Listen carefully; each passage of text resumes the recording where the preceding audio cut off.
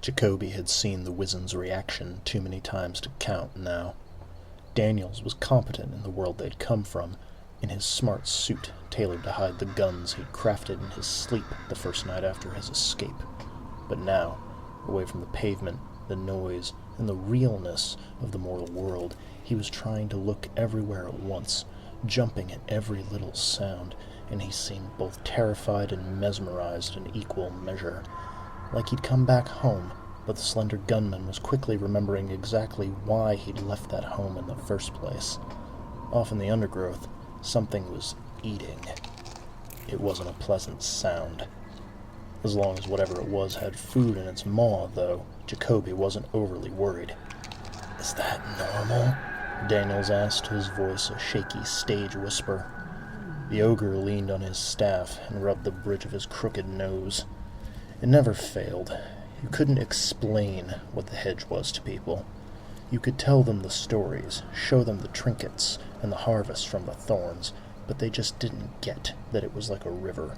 You couldn't step in the same hedge twice. It was one thing to know that this other world existed, or to remember it in some half-forgotten dream of running. It was something else entirely to be swimming in it, far enough from shore that you didn't know if you could get back. "If I hear the word normal come out of your mouth one more time, Daniels, I'm going to hit you with my crook and let you think about the goose egg on your head until we get to the market," Jacoby said, narrowing his good eye at the spring courtier for measure. "I told you this before we left. That word has no meaning here." The two of them walked on for a time, the silence between them filled by the sounds of the hedge. Leaves swayed, whispering as they passed. Birds cried off in the distance, sounding almost human. Something big roared, but it was far enough away that Jacoby calculated it wasn't an immediate concern.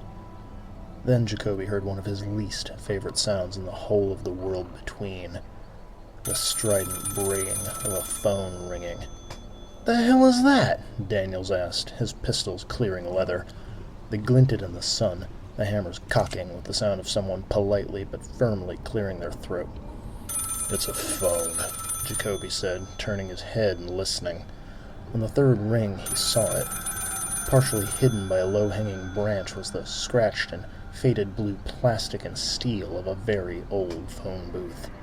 The door hung open like a broken jaw, and the receiver vibrated in the cradle with every ring. Once he'd located it, Jacoby stalked toward the booth, his single eye roving the greenery and his hand tightening around his staff. "What are you doing?" Daniels hissed, leveling his weapon at a flower that had turned its face toward him. "Somebody might need help," Jacoby growled. He snatched the receiver, gave it a single glance to be sure it wasn't immediately dangerous, and held it close to his ear. "I have neither the time nor desire for foolishness, so do not make me regret answering."